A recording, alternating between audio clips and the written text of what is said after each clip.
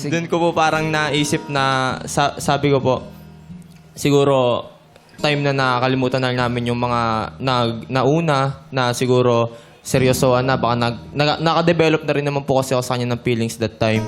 Sige, sige. Ganito na lang. Fast track na lang tayo. Kumbaga, meron mga red flags eh. Yes, meron po. kayong red Pero flags sa bawat tinuloy. isa. Ngayon, paano kayo nag-break? February, hindi po kami. Naka 10 months pa kayo, ha? Teka, sandali. Hindi, kasama na yung dudahan doon. Yes po. February yan? February? Hula ako, 27. Lagi ko po kasing pinapatawad. Siya nakikinig. Ano na? Lagi ko pong pinapatawad. Lagi mong pinapatawad. Yes po, kasi akala ko nga po, babawi. Ay, sabi niya po kasi lagi sa akin, babawi po siya, magbabago, ganun. Eh, wala din pong nangyayari. Lagi po, paulit-ulit na lang po yung kasalanan niya. May iba si Cleons, ikaw din may iba. Hindi So, po. gantihan Ano ba na po? yan? Gantihan Kami ka. na po noon. Wala na po yung kami na po. Tapos, Ah. bigla pong may nalaman akong, Nililigawang iba. hindi po, may inuwi po siya sa kanila. Oh? Ay. Tapos, May sabi niya po sa akin, hindi naman daw po cheating yon. Ano yun? lang, Going Naawa Inuwi, lang, baka pasalubong yun. Go with the Inuwi. flow, sabi niya. naawa lang daw po siya sa babaeng lasing. Wala daw matulugan. Doon daw po niya pinatulog. Maawain si Cleons. Totoo ba yan? Maawain sa mga Mabait. lasing. Maawain. Oo, ikaw nga, inakay niya. Oo. Oo. Kaya lang, nabubuhay ka kahit nakaiga na eh. Tama. Pero Cleons, totoo ba yun? Anong Yung depensa sinasabi mo na ron, Cleons? Oo, anong depensa Yung kliyente ko, mag-explain. Eh, sige, kanina Oh, ano yan eh. Makasalita eh. Tingnan natin Explain ngayon. mo, Your Gusto Honor. natin marinig ang brain chemistry.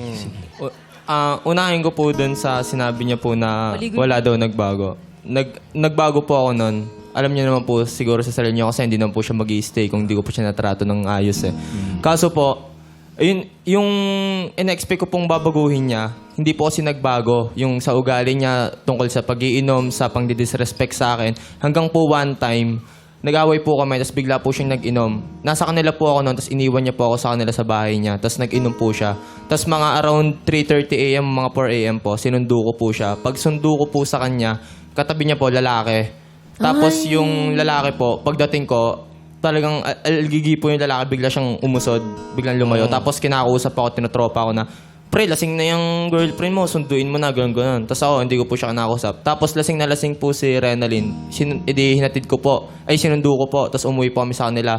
Tapos bigla po siyang sabi niya sa akin, buti pa si ganito, mahal ako. Buti pa si ganito, may paki sa nararamdaman ko. Biglaan niya po akong pinagkukumpara dun sa lalaking katabi niya po nung gabing yon. Na sinasabi niya, lahat po kinukumpara niya po talaga. Tapos ako po, sobrang confused po ako that time kasi lasing na lasing po siya, so hindi ko po siya makausap. Pinapakinggan ko po lahat ng sinasabi niya, dire-diretso po siya. Sinasabi niya sa akin na buti, sana daw, ayun na lang daw. Kasi ayun daw, may paki daw sa So, nararamdaman niya. yung sinasabi ni Rena na meron kang inuwing babae sa bahay mo, ano yun, gumaganti ka ba doon sa nakita mo Opo.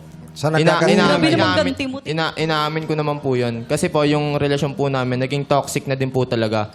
Pero bago po umabot doon sa sinasabi niya po na nag-uwi po ako ng babae, ilang beses na din po akong meron pong mga nag-chat sa akin na... Pero hanggat wala po kasi ako nakuha proof, hindi ko po siya kinukumpronta. Kahit po meron na po mga nagsasabi sa akin na ganito yung ginagawa niya, ganyan, hindi ko po siya kinukumpronta. Pero hindi naman kayo naging kayo nung babaeng sinasabi ni Hindi Rena po, na uwi hindi mo po. sa bahay. Hindi po. Rena, ano masasabi mo ron? Ewan ko po dyan.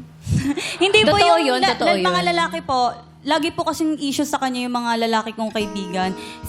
Nung nakilala niya po ako, alam naman po niya talagang ang kaibigan ko po talaga, puro lalaki. Lagi niya pong ini-issue na ganto, ganyan. Kahit di naman po totoo. Okay. Tsaka hindi naman po yun yung, parang magloko siya ng ganun.